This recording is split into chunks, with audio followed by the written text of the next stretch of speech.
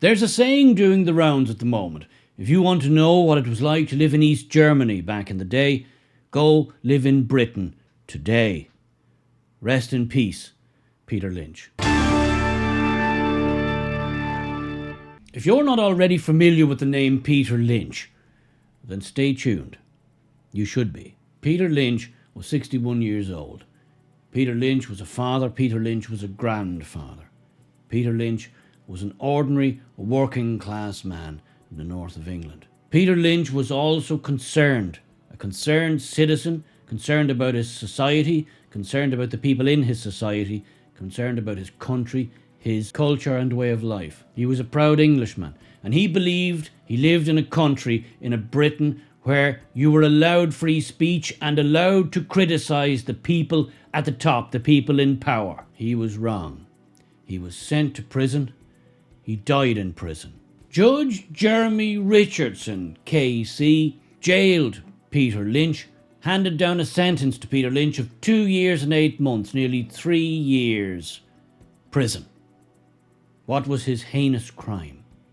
In an era where we see myriads of people, multiples of people, every day, every week, 52 weeks of year, getting let out, given probation, given suspended sentences, because the prisons are full. In fact, the prisons are over full, constantly.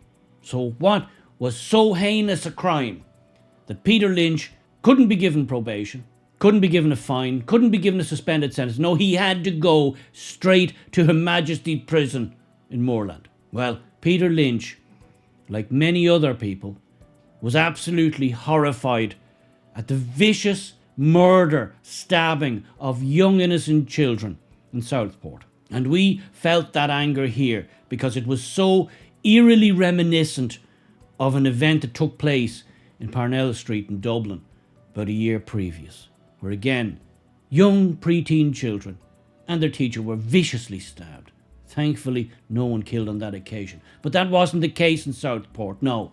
3 innocent young angels were stabbed to death in cold blood at a Taylor Swift dance class by a teenager from an immigrant background, Rwandan background. Again, eerily similar to what happened in Dublin, where an Algerian man, not a youth, a man in his 50s, an Algerian immigrant, went berserk and started to stab random children in the street. Well, Peter Lynch, like many, many of the rest of us, possibly you, probably you, and certainly me, was outraged at this situation, and he saw it as just another piece of evidence of a society breaking down, of a society starting to come apart, of a society that's going off the rails, and the people at the top refuse to deal with it. That made him angry. That made him very angry. So he did what most of us would do. He went out and protested, marched. Yes, just like when the vicious stabbing happened in Dublin, there was riots. Dublin burned. People were absolutely apoplectic with rage that such a horrific crime could happen and be perpetrated by somebody who shouldn't even be here in the first place. Should never have happened. It shouldn't have been even a thing. People were rightly angry, and Peter Lynch was angry at the Southport incident. He went out and protested. He carried a placard. He held up a sign. He held up a sign admonishing, criticising the police, criticising the government, criticising the politicians, which is, last time I checked, what we as citizens are allowed to do. We are supposed to be allowed peaceful protest. Well, Peter Lynch went to peaceful protests. He also protested outside asylum seeker centres. Again, something which is very common in Ireland, happens all the time. The government doesn't like it. They don't like it because they're not going to change anything. What the plebs think doesn't matter to them.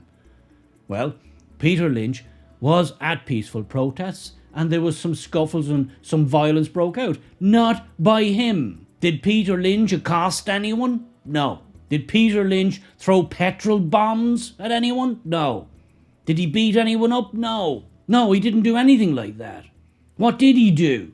Well, As the Crown Prosecution Service stated, he shouted things at police. Yes, hurtful words. Imagine, he shouted things as he stood there peacefully with his placard. As Judge Jeremy Richardson KC himself said at the trial, and I quote, "You did not yourself attack any police officer as far as can be detected, but what you did was encourage by your conduct others to behave violently, and you were part of this mob. Orwellian, is it not?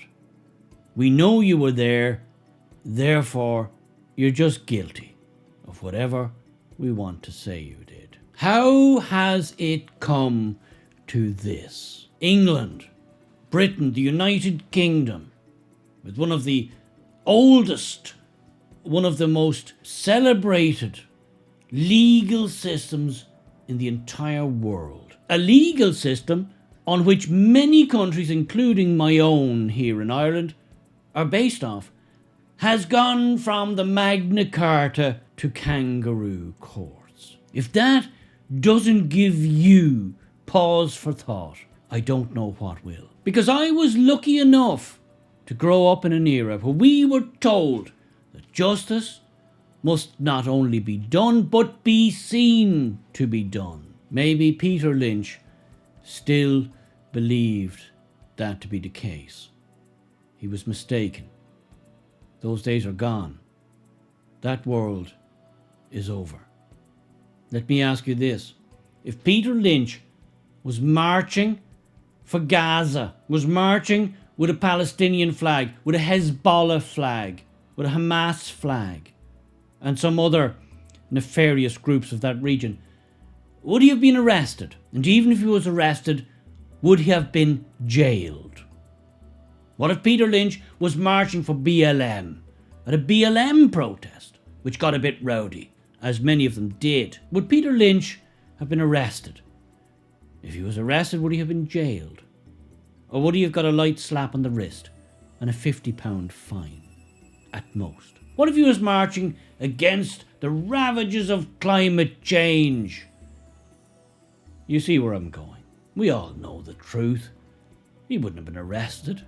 And even if he was arrested because he happened to be near somebody who was doing something they shouldn't have been doing and he was standing with his placard, they'd have either let him go or charged him 20 quid for the diesel to get him to the police station.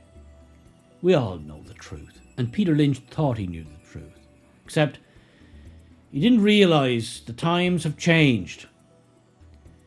Some people are treated differently to others. We still think we live in a free and fair society where every citizen has an equal say, every citizen has a vote, every citizen is treated equally under the law. That's not the case. That's absolutely not the case.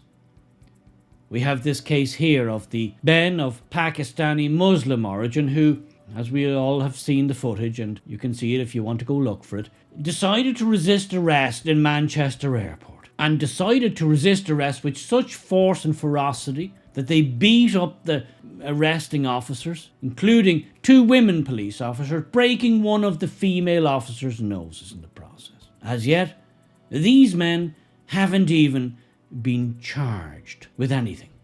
They're walking around free. The British criminal justice system hasn't even deemed it necessary or indeed plausible to charge them with any crime whatsoever, even though it's all on CCTV.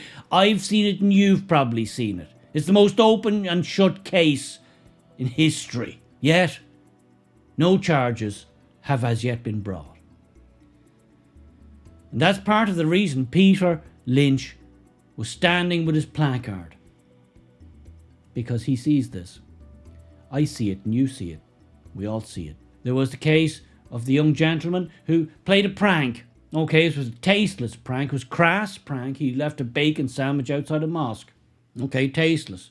Crass. Shouldn't have done it.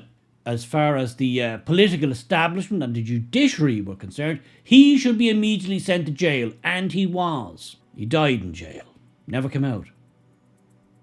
Never came out. It was a death sentence. Sending Peter Lynch to His Majesty's Prison Moorlands, which has a history of ethnic violence and is run by the most vicious gangs in England, was a death sentence. It was a death sentence as sure as if they'd set up a gallows in Trafalgar Square and Keir Starmer himself had marched him up the steps. The official story is that Peter Lynch committed suicide. That's the official line. There's going to be an inquiry, as there always is in these cases. Peter Lynch was not a well man. Peter Lynch had suffered a heart attack in the year prior to this. Peter Lynch had diabetes. Peter Lynch suffered from angina, among other health issues. Peter Lynch was not a physically well man. But that didn't matter. How often have you heard people being let off custodial sentence because they had a difficult childhood or because their aunt had a cold? But not Peter Lynch, no. Peter Lynch was on the wrong team, you see. As far as the government's concerned, as far as the people in power are concerned, Peter Lynch was on the wrong side. He was part of the very uncool gang. People they don't like. The people they despise. He wasn't part of any of the cool kids clubs, no. So health issues on this occasion didn't matter. Send him to prison with all due haste. Peter Lynch was sent to prison and he never came out. We are all Peter Lynch. I'm Peter Lynch. You're Peter Lynch. At what point do we stand on the street with our placard? For Peter Lynch, it was young, innocent, angelic children at a Taylor Swift dance class getting viciously murdered. That brought Peter Lynch out onto the street with his placard. And that got Peter Lynch incarcerated. And now he's dead. What's your breaking point? What brings you out in the street?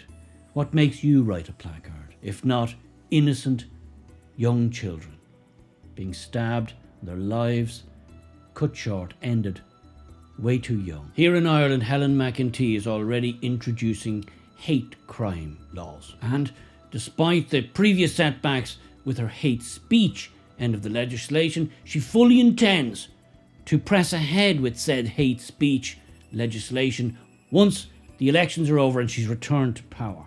And I believe she will. She's fully committed. You've already seen what they can do and have done to Enoch Burke. For something that no Muslim nor Muslim cleric would ever have been brought up in court for, let alone incarcerated for. But Enoch Burke's a Christian. So, as I said, he's on the wrong team. Once these laws are passed and fully on the statute book, any one of us who say enough, we've had enough, the government is gone rogue, it's failing us, they will have the mechanisms to make us Peter Lynch, to make us Enoch Burke. At what point do you stand up? And if you do, be under no illusions. Keir Starmer, Simon Harris, the legal system, the apparatus of the state will be brought to bear. The jackboot will be firmly placed on your neck, and they'll call us the fascists.